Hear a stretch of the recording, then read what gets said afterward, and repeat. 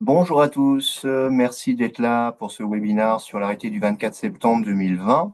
Je vous souhaite une bonne année 2026 au nom de Denios. Alors, on va parler de cet arrêté du 24 septembre 2020 qui vient un petit peu révolutionner le stockage des produits inflammables. Et ça a commencé en 2023 et donc ce qui va se passer, c'est qu'en 2026, il y a enfin, de nouveaux produits inflammables qui sont concernés. Donc, c'est vraiment important. Alors déjà, je vais me présenter. Moi, je suis formateur pour le groupe de Nios. J'ai 5 types de formations que je fais partout en France chez nos clients. Donc, en bleu, vous voyez, ce sont des expériences qui sont sur les risques industriels. Et l'intérêt, c'est que je vais, par exemple, pour illustrer le thème ATEX, je vais faire des explosions en direct pour vraiment montrer les effets. En vert, j'ai une formation qui est dédiée au déversement accidentel, comment utiliser les absorbants justement, parce que ce sont pour éviter des déversements qui peuvent coûter la vie à une entreprise, notamment avec le principe du pollueur-payeur. En jaune, vous avez une formation qui c'est vraiment le sujet du moment, qui est dédiée au stockage des batteries au lithium, puisqu'aujourd'hui, il y a énormément d'accidents liés à l'utilisation de ces batteries. Et personne aujourd'hui ne sait éteindre un feu de batterie. Donc, on a mis en place certaines choses, notamment des armoires de stockage qui sont dédiées à ces batteries-là, et des conteneurs de stockage également. En rouge, j'ai une formation qui est dédiée à la manipulation des gaz. Si vous avez dans votre entreprise, enfin si vous utilisez des gaz, là encore, il faut les manipuler, les stocker, les transporter correctement pour éviter les accidents. Et enfin, une formation en violet sur les dangers et les mélanges des produits chimiques. Puisque la plupart des accidents industriels dans le monde entier sont dus à des mauvais mélanges. Donc, il faut essayer de savoir ce qu'on peut ou pas mélanger. Donc, en fait, toutes ces formations-là, j'essaye de manipuler des produits pour vous montrer réellement les dangers que ça peut donner. Alors, c'est encadré, bien évidemment, et il ne faut surtout pas reproduire ce que je vous montre pour éviter les accidents. Donc, si ça vous intéresse, n'hésitez pas à me contacter et puis je viendrai chez vous pour vous faire ces démonstrations. On fait aussi des webinars, donc c'est vraiment le sujet du moment. Et donc, je vous invite le prochain webinar. En fait, c'est dans une quinzaine de jours, c'est le mardi 27 janvier à 10h30. Et là, ce sera sur tout ce qui est réglementation ATEX. Donc voilà un petit peu quel est mon métier. Donc voilà tous les thèmes qu'on va aborder. Je vais vous présenter rapidement l'entreprise pour laquelle je travaille, qui s'appelle Denios. Donc je vais vous dire un petit peu ce qu'on fait chez nous. Ensuite, on verra quel est cet arrêté du 24 septembre 2020 qui fait suite en fait à l'accident de Lubrizol qui a eu lieu, comme vous, oula, vous vous en souvenez tous malheureusement en fait en septembre 2019 et suite à ce grave accident, donc il y a cet arrêté qui est venu un petit peu révolutionner ce stockage des produits inflammables. Alors je vais vous expliquer ce qu'est un liquide inflammable justement parce que c'est important vraiment. Vous allez voir qu'il y a des termes à respecter pour justement rentrer dans cet arrêté.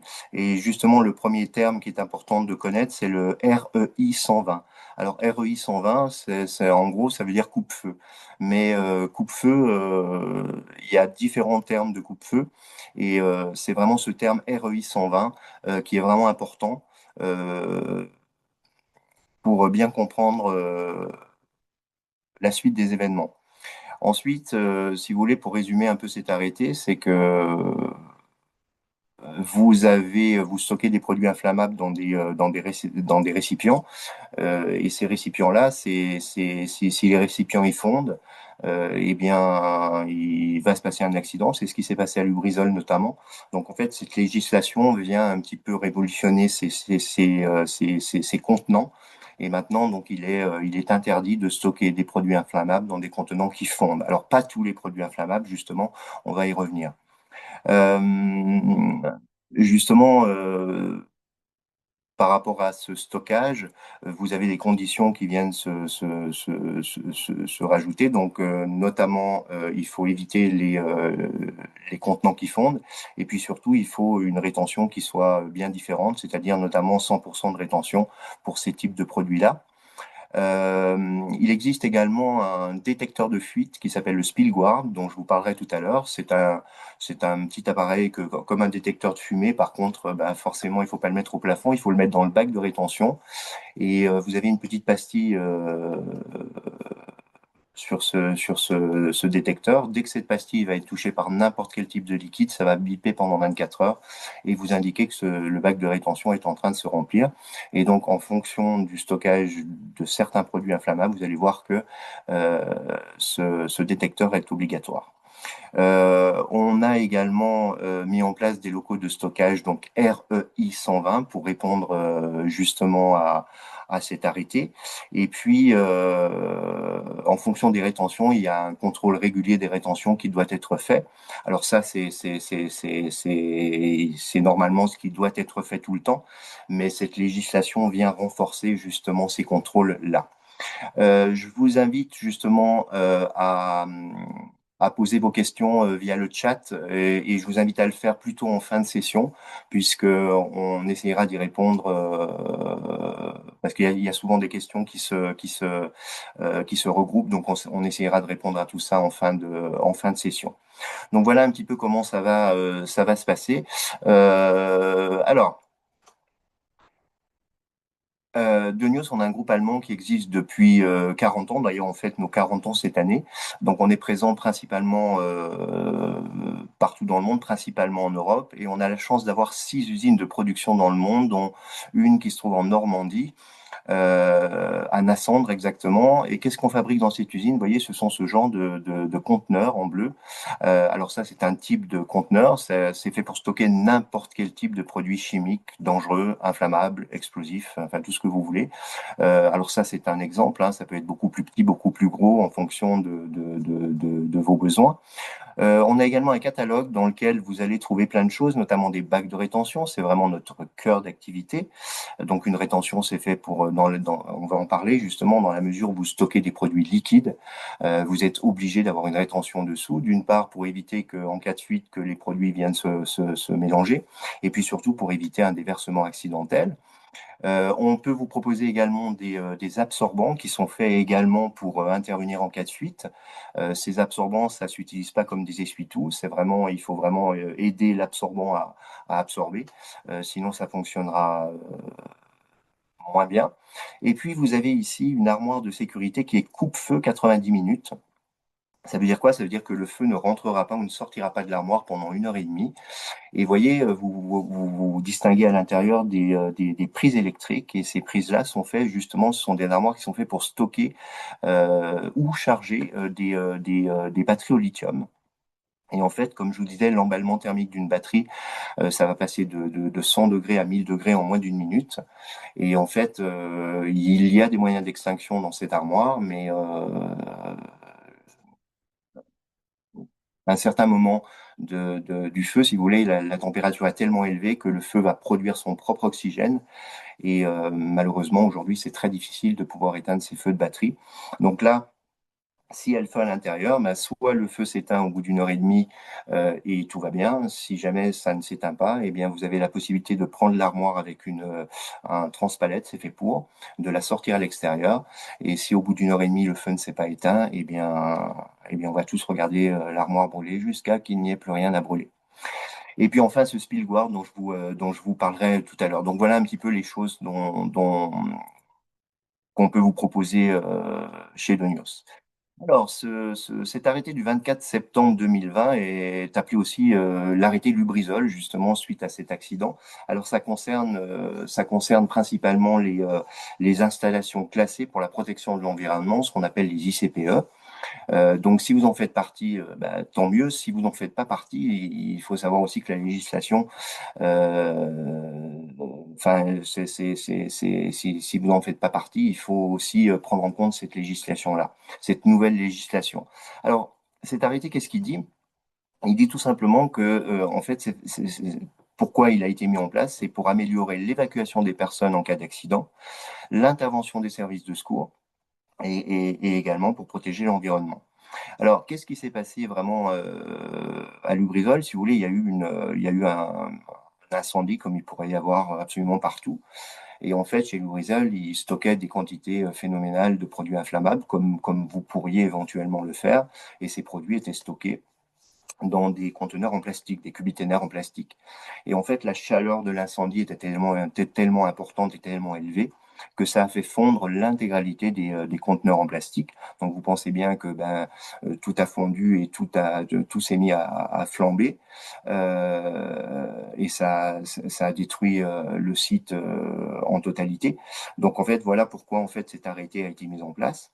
Alors ça concerne pas tous les liquides inflammables, mais on va en parler. Alors, certains types de liquides inflammables, ça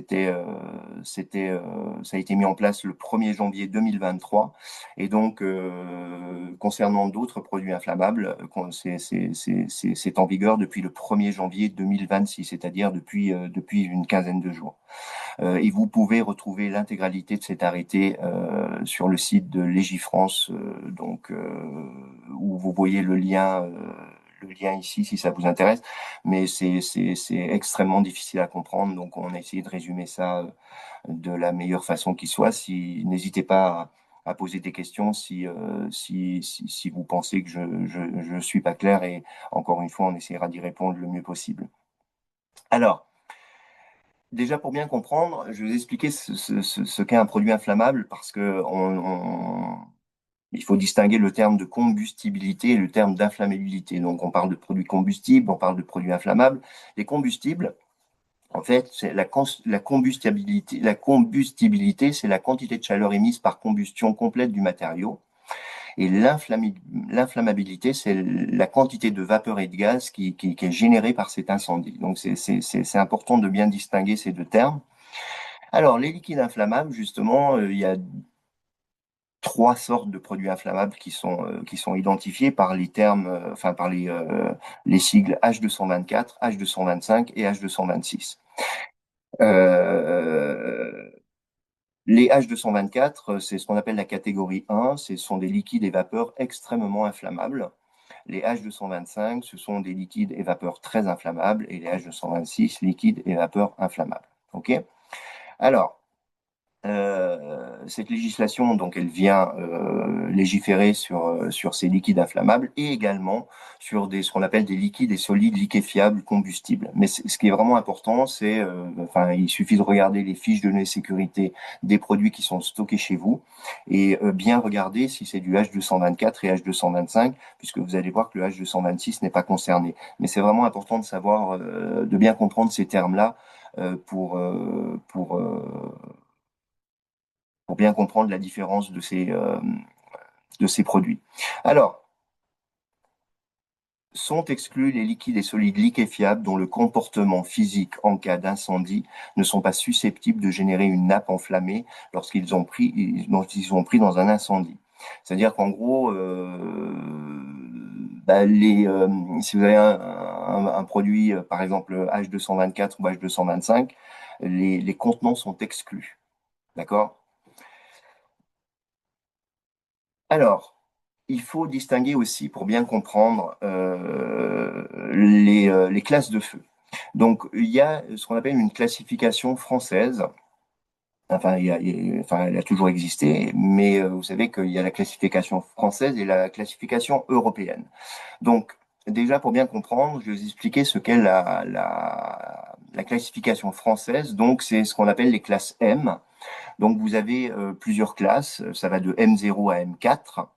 Et en fait, si on prend le cas, par exemple, du M4, le M4, c'est un produit qui est combustible et facilement inflammable. Par exemple, le papier, un matériau qui est classé M4, va très vite s'enflammer et favorisera la propagation du feu, comme le papier, par exemple. D'accord? Donc ça, c'est en France, on appelle ça une catégorie M4.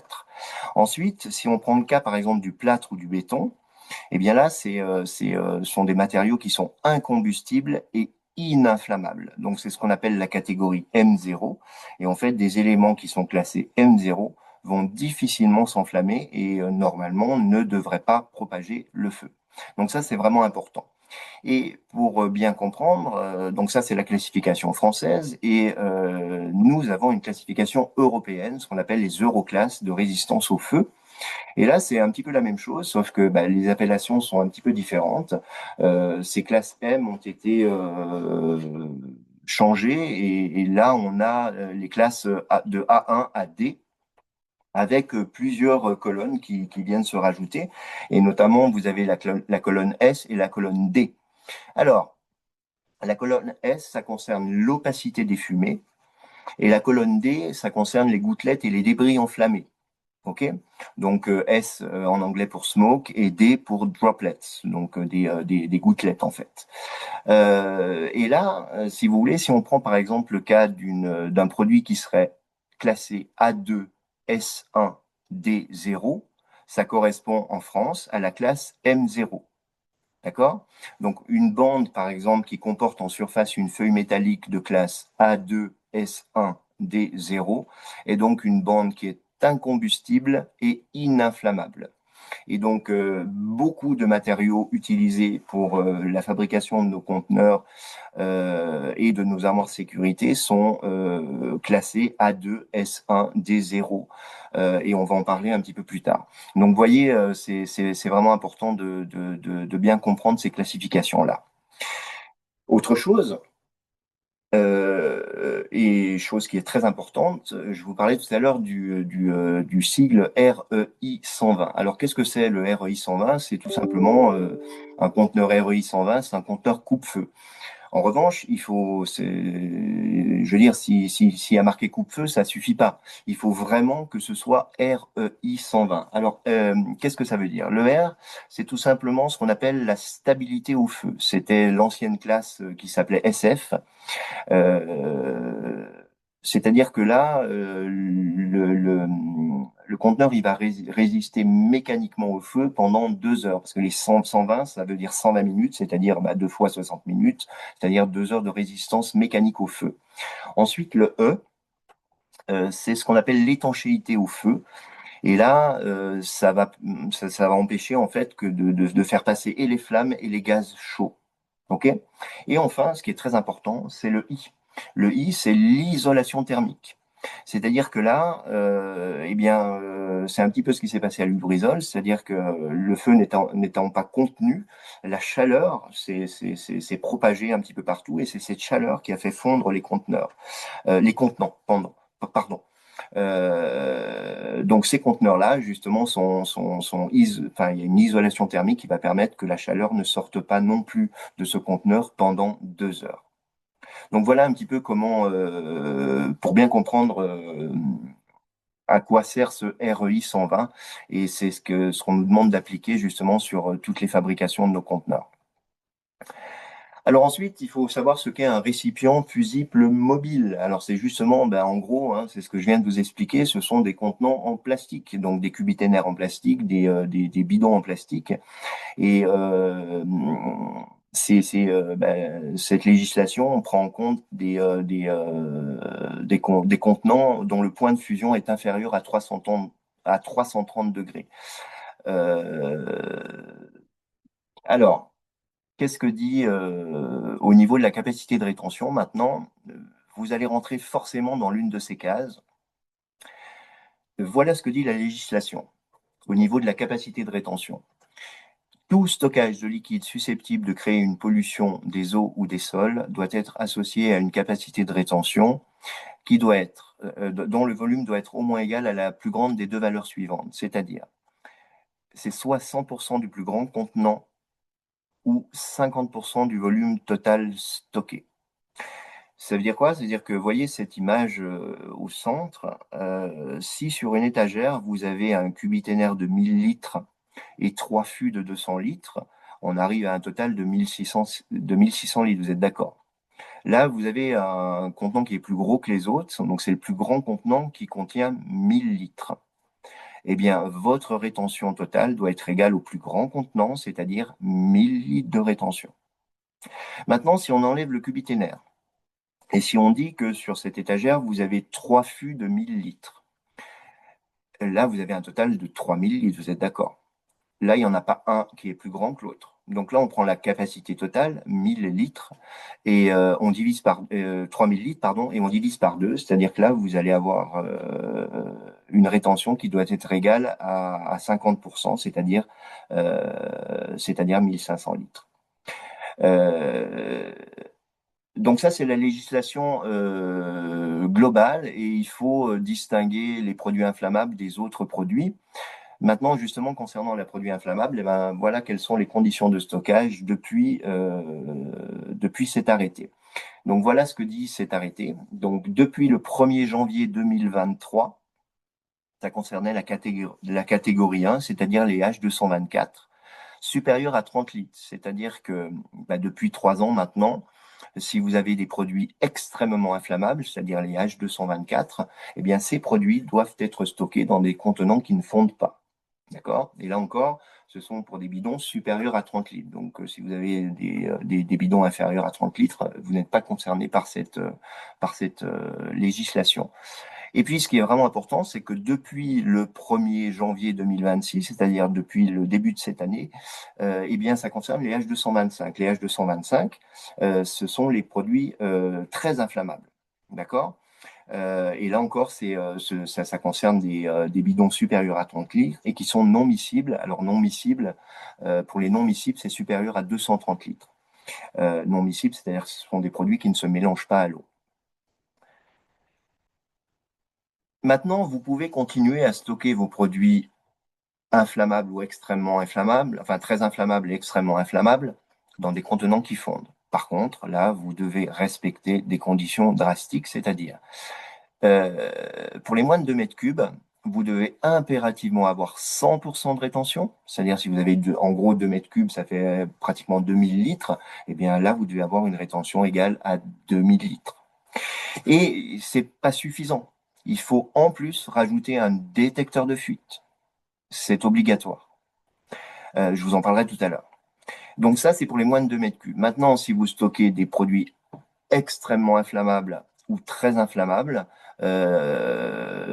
sur plus de 2 mètres cubes, eh bien là, vous devez avoir un conteneur REI 120, c'est-à-dire coupe-feu, comme je vous ai expliqué, résistance mécanique au feu, avec l'étanchéité aux flammes et aux gaz chauds, et également l'isolation thermique. Donc voilà quelles sont les règles qui sont imposées par rapport à cet arrêté. Alors justement, le Spillguard, c'est un détecteur de fuite donc qu'on a mis en place depuis 4-5 ans maintenant. Donc c'est tout simple, hein, vous le placez dans le bac de rétention, vous l'allumez et puis c'est parti pour 5 ans. Donc vous avez un LED rouge qui indique le fonctionnement pendant la durée de vie de l'appareil. Il peut être installé dans n'importe quel bac de rétention, soit en acier, soit en PE, donc en plastique.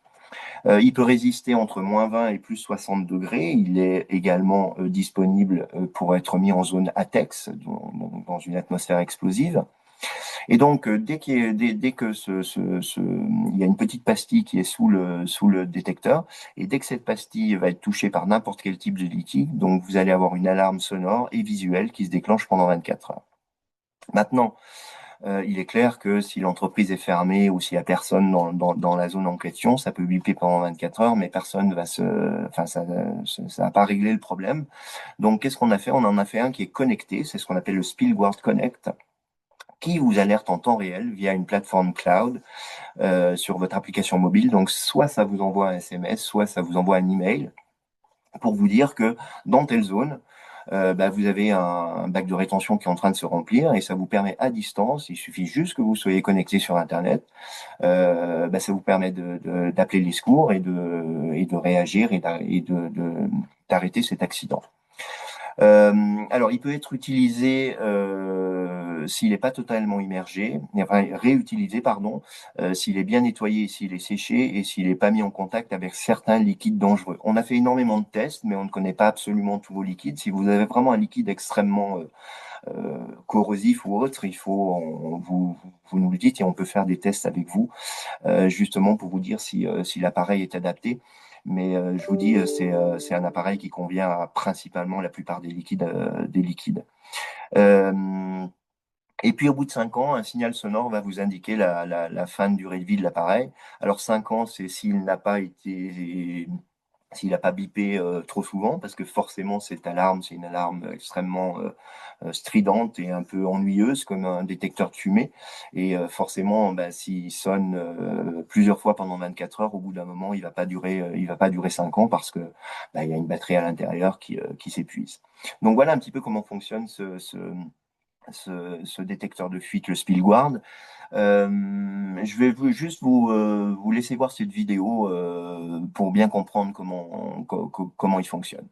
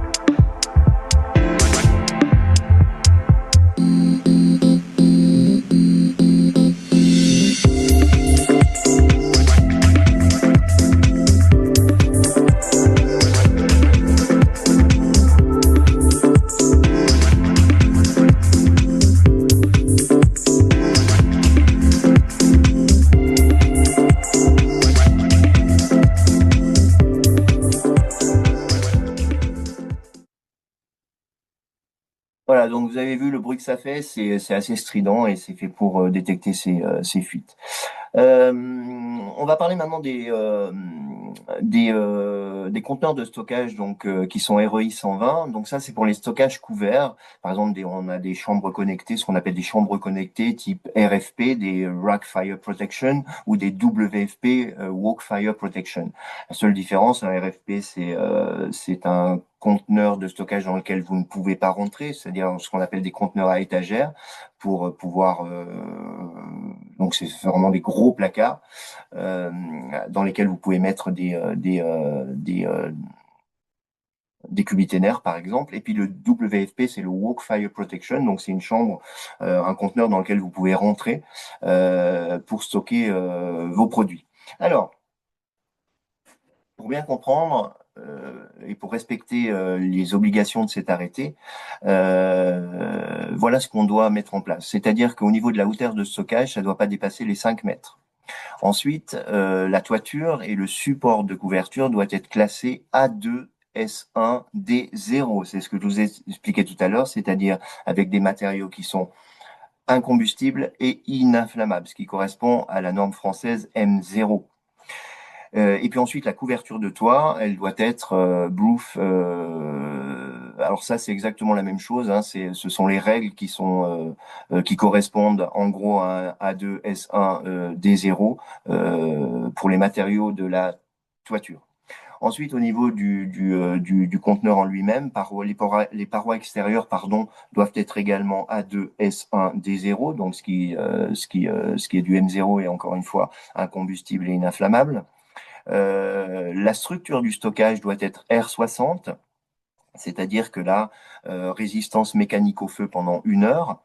Les murs séparatifs, c'est REI 120, donc résistance mécanique au feu, étanchéité aux flammes et au gaz chaud, et puis ne fait pas passer la chaleur également pendant 2 heures. Les portes dans les murs REI 120 doivent être EI 220, c'est-à-dire c'est la norme REI 120 pour les portes. Au niveau des fermetures, il doit y avoir impérativement une détection incendie. OK. Et puis au niveau du sol, le sol des aires et des locaux de stockage doivent répondre à la classe A1FL. Donc là, encore une fois, c'est en gros les normes A2S1 des 0 qui sont concernées par le plancher des conteneurs. Donc ça, c'est pour la fabrication. Ensuite, il faut impérativement, en plus de de tout ça, il faut une détection incendie qui est distincte du système d'extinction, avec transmission de l'alarme à l'exploitant. Donc, soit vous avez votre propre détection incendie, soit on peut vous en fournir une et c'est ce qu'on appelle le Denios Connect, c'est-à-dire que, en gros, ce que je vais vous expliquer ce que c'est tout de suite après, c'est-à-dire que, eh ben, il y a plein de capteurs en fait sur le conteneur et tout ça, ça va vous envoyer en fait des messages euh, sur un logiciel pour vous dire en fait bah, qu'il y a un problème sur une porte ou autre. Alors, des news connaissent comment ça se passe. Donc, ça concerne les conteneurs, les bungalows, les étuves. Alors, ça vous est vendu bien évidemment avec l'installation et la maintenance, surtout la maintenance. Donc, je vous dis, il y a plein de capteurs et de signaux sur les conteneurs. Donc, par exemple, au niveau de la climatisation, au niveau de la température, détection de gaz, les capteurs de fuite, les capteurs de joint, s'il y a un joint qui est défectueux, et bien là encore, il y a plein de capteurs et ça va vous indiquer sur tel type de conteneur bah, que le joint de la porte gauche est en défaillance. Donc tout ça, ça enregistre des données et puis ça vous envoie en fait, comme le Spielguard Connect, ça va vous envoyer tout ça. Ça va vous envoyer ces messages sur une plateforme bien définie. Et cette plateforme va vous réitérer ces messages, soit sur une application, sur une application qui est vendue avec le conteneur, et puis bien évidemment une alarme, donc une alarme sonore dans un premier temps, et aussi vous envoyez un SMS ou un email, encore une fois, pour vous dire que eh ben, il y a tel type de problème qui est identifié sur tel type de conteneur qui est installé chez vous. Au niveau du stockage extérieur, maintenant, alors on a différents types de produits qu'on peut vous proposer. Là, encore une fois, si pour les stockages de 2 mètres cubes ou moins, alors il y a les armoires et puis il y a aussi des conteneurs. Et si vous mettez dans un petit conteneur, en fait, il faut qu'il soit situé à plus de 10 mètres. Ok, donc on a par exemple chez nous, ce qu'on fabrique, c'est des basic stores. Ensuite, si c'est pour les plus de 2 mètres cubes, eh bien là, il faut respecter une hauteur de stockage maximum de 5 mètres. Et puis, il faut des murs séparatifs qui soient de classe REI 120, donc comme je vous l'ai expliqué tout à l'heure. Et pour les plus de 10 mètres cubes, là, il vous faut impérativement une détection incendie. Et, euh, et donc, ça peut être bien évidemment la détection incendie que je viens de vous expliquer, c'est-à-dire par rapport à nos conteneurs connectés. Au niveau des rétentions, et ça, bah, si vous en avez chez vous, normalement, c'est ce qui devrait être fait déjà, mais cet arrêté vient renforcer un petit peu ces contrôles. Donc, bah, l'entretien des rétentions, c'est pas compliqué, hein, il faut veiller enfin, il faut vérifier les bacs de rétention périodiquement pour s'assurer qu'elles soient vides. Je vous rappelle juste qu'une rétention, ça ne se met pas en plein milieu de la cour si c'est pas mis sous abri, parce que quand il pleut, le bac de rétention il va se remplir. Ben forcément, s'il est plein et que ben, lors d'une fuite, ben, il va déborder. Donc les rétentions c'est toujours vidé ou alors c'est mis sous abri. Et puis il faut vraiment s'assurer enfin périodiquement que ces bacs de rétention soient vides pour éviter justement d'aller vérifier tous les bacs de rétention toutes les semaines ou tous les mois, et ben il suffit de mettre un Spillguard Connect ou pas, ou un Spillguard normal à l'intérieur du bac, et là ça vous évite de faire ces checks périodiquement. Et ça vous indique que vous pouvez, que s'il y a une fuite quelque part, ça vous la détecte. Euh, donc également, il faut s'assurer que les rétentions soient correctes, c'est-à-dire que qu'il n'y ait pas de fuite. Donc et là justement les contrats qu'on met en place avec nos conteneurs et avec les bacs de rétention, il doit y avoir une maintenance approfondie. Et puis, donc, comme je vous disais, hein, c'est à vous de veiller. Il faut un examen visuel régulier, c'est-à-dire périodiquement. Après, à vous de juger, mais je pense que une fois par semaine, une fois tous les 15 jours, c'est le minimum syndical. Et puis, il faut un examen visuel annuel approfondi, justement, pour s'assurer que tout fonctionne très bien. Et puis, on a essayé de vous faciliter un peu les choses chez Lonios, c'est-à-dire que on a décidé d'installer des rétentions uniquement sur le niveau inférieur. Donc, ça vous évite de prendre des échelles pour aller vérifier les rétentions qui peuvent être à l'étage pour encore une fois vous faciliter la vie et puis pour éviter aussi les accidents. Donc voilà un petit peu comment fonctionne cet arrêté. J'espère avoir été relativement clair par rapport à tout ça. Et écoutez, on va essayer de répondre à vos questions via le chat avec Marine qui est avec moi. Bonjour Marine. Bonjour Jean-Claude, bonjour à tous. Donc voilà, écoutez, on va regarder tout ça et puis on va essayer de répondre à vos questions oralement. On va essayer de les grouper. Alors, les questions étaient plutôt généralistes. Donc, en fait, D'accord. le souci des arrêtés ICPE, c'est que c'est propre à chaque site. En fait, on vous en décerne un par rapport à votre localisation géographique, votre département, ce que vous stockez. Donc, il est difficile pour nous de vous faire des réponses, en fait, par rapport à votre cas. Ce que j'incitais à faire, c'est de nous contacter directement, hein, sur la boîte info ou par téléphone, et vous allez être redirigé vers le service commercial. On n'a que des technico-commerciaux qui pourront vous apporter réponse, que ce soit en termes de contenants à acquérir ou de stockage bien particulier, que ce soit en conteneur ou en bac de rétention. Alors, il y a une question quand même pour les contenants de fuite mobile, où est-ce qu'ils doivent être positionnés? Donc, le mieux, c'est de les mettre dans le bac de rétention, hein, que ce soit du conteneur ou du bac, et ça permet en fait de détecter la fuite. Alors, y a-t-il une fréquence obligatoire maximum à respecter? Après, c'est à vous de juger, mais toutes les semaines, c'est une bonne pratique. Après, tout dépend le volume de rétention que vous avez. Mais périodique. Périodique, ça veut dire que voilà, c'est pas tous les ans. C'est toutes les semaines, tous les 15 jours ou au pire, j'ai envie de dire tous les mois.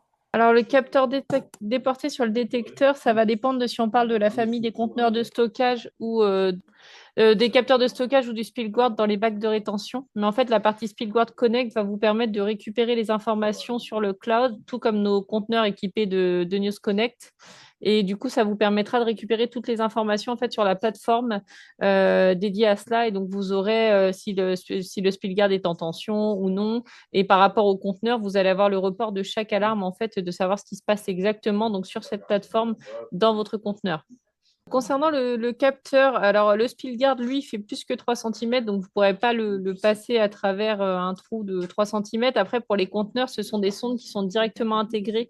Donc là, il faudrait nous poser directement la question dans le contexte pour qu'on puisse vous apporter réponse. Concernant le Spillguard, en fait, il n'y a pas de maintenance à effectuer, hein. Il a une durée de vie de 5 ans. En fait, vous le mettez en route et ben, il va durer donc pendant 5 ans. Ou alors, s'il a été utilisé entre deux, s'il y a une fuite, malheureusement, il est à jeter, mais il n'y a pas de maintenance à faire. En fait, il n'y a pas de pile à changer. C'est une durée de vie de 5 ans. Et si jamais il y a une fuite, il est de toute façon à remplacer. Alors, le détecteur de Spillguard détecte uniquement les fuites de liquide. Oui, c'est uniquement du liquide. Alors, il faut savoir que Denios prépare un nouveau capteur qui s'appelle l'Ambiguard et qui vous permettra donc du coup de détecter d'autres choses comme la pression. Il y aura des gyroscopes, il y aura des détecteurs de fumée. Donc ça, ce sont des nouveaux capteurs qui vont bientôt être présents sur notre site web et dont on aura l'occasion, je pense, de vous reparler, notamment lors des webinaires concernant les batteries lithium-ion, puisqu'on aura des packs avec l'Ambiguard qui permettra de détecter un emballement thermique au sein d'une armoire, par exemple. Donc, c'est des choses dont on pourra vous parler très prochainement. Et les batteries sur les Spillguard, ce sont des batteries lithium-ion, hein. Alors, y Il n'y a-t-il a une date de... Non, la Y date de a-t-il... péremption, Ouais, non. En fait, c'est non. dès lors où vous le mettez en route, vous avez 5 ans de vie. Alors, l'avantage, c'est quand vous aviez un Donos Connect, vous avez l'état de la batterie que vous pouvez visualiser sur le cloud directement. Et il a évidemment aussi une fonction test hein, pour vérifier le fonctionnement. Donc après, c'est très simple. De toute façon, sinon, vous prenez une goutte d'eau, vous le mettez directement sur la pastille et vous voyez, il va se mettre à sonner. Vous pouvez le réinitialiser, le sécher et le mettre en fonctionnement de nouveau. Alors, combien coûte un Spielguard? Je te laisse répondre, Marine. Ça dépend si vous prenez un Spielguard Connect ou un Spielguard classique. Donc le Spielguard classique, lui, va être au prix de 129 euros. Et le Spielguard Connect va être au prix de 369 euros. Voilà, donc pour vous donner les deux tarifs. Après, tout dépend toujours des projets que vous avez à mener, du nombre de Spielguard que vous pourriez être amené à acquérir. Donc voilà, tout ça est une discussion à avoir avec nos équipes commerciales, mais au moins vous avez les prix de base. Après, pour les armoires, il y a une question intéressante sur la durée des armoires, le temps de tenue au feu. Donc en fait, le conseil à prendre en compte, c'est de savoir où est la caserne des pompiers par rapport à chez vous et combien de temps mettrait à intervenir les pompiers en fait et surtout à arriver en fait devant l'armoire. Parce qu'il faut bien imaginer que quand on constate déjà l'incendie, on appelle les pompiers, ils arrivent, ils commencent par évacuer, sécuriser le site. Donc 30 minutes, si la caserne des pompiers n'est pas votre voisin, c'est insuffisant. Donc nous, on va toujours en fait partir du fait qu'il est du principe en tout cas qu'il est mieux de partir sur une 90 minutes parce que c'est un petit peu enfin, c'est le plus sécuritaire et en termes de prix, si vous regardez un petit peu les différences, elles sont franchement minimes. On passe pas de 30% plus cher à chaque fois qu'on gagne 30 minutes. Donc l'idée 90 minutes, ça vous permet vraiment d'avoir un temps raisonnable pour l'évacuation quand on parle de produits chimiques. Et quand on parle de batterie lithium-ion, de toute façon, toutes les armoires sont 90 minutes parce que elles ne s'arrêtent pas de toute façon de flamber. Mais les 90 minutes, comme les armoires sont déplaçables, hein, il y a un passage de fourche, ça vous donne 90 minutes en fait pour sortir l'armoire de votre site et de la mettre au milieu de nulle part et que les pompiers puissent l'arroser jusqu'à temps que la réaction chimique en fait s'arrête et que donc l'incendie s'arrête. Mais voilà, nous, dans l'idée, on préconise toujours des 90 minutes, sauf si vraiment vous avez les pompiers soit sur site, soit vraiment à côté. Oui, Est-il après, possible je de pense, stocker graisse, huile? Oui. oui, tout ça, tout ça est possible. C'est que les huiles sont souvent maintenant demandées sur du stockage REI 120. Il y a aussi des questions sur les batteries lithium-ion. Ça va être le sujet d'un autre webinaire. Mais c'est pareil, si vous avez un arrêté CPE pour vos batteries, oui, il vous faut du stockage coupe-feu. Si vous n'en avez pas, non. Après, pour toutes ces questions, moi, je vous conseille de nous contacter directement, hein. On n'a que des technico-commerciaux derrière le téléphone, donc n'importe qui du service commercial doit pouvoir vous apporter et vous apportera une réponse technique et adaptée à votre besoin et qui sera vraiment ciblée par rapport à votre problématique. Donc, n'hésitez pas à nous contacter directement par téléphone ou vous faites un petit mail sur la boîte info@denios.fr en demandant d'être appelé et vous aurez un technico-commercial qui vous rappelle et vous pouvez également avoir la visite sur site de nos itinérants qui sont partout en France et qui peuvent venir directement observer votre problématique sur site et vous proposer vraiment la solution la plus adaptée. Très bien. Eh bien, écoutez, merci à tous de votre attention. Bonne journée à vous. Au Merci, revoir. bonne journée, au revoir.